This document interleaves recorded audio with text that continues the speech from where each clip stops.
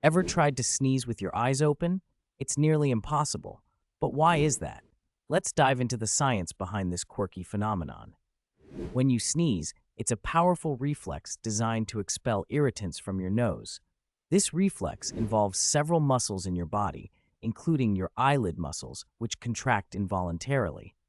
This is due to the trigeminal nerve, which controls both your sneeze reflex and eye movement, making it almost impossible to keep your eyes open during a sneeze. And no, closing your eyes doesn't protect them from popping out. That's a myth. Your eyes are securely held in place by strong muscles and tissues. The real reason we close our eyes is a reflex action, like a knee-jerk reaction, to prevent particles from entering our eyes during a sneeze. So, next time you sneeze, remember it's just your body's natural way of protecting itself. Have you ever tried to sneeze with your eyes open? Share your experiences in the comments below.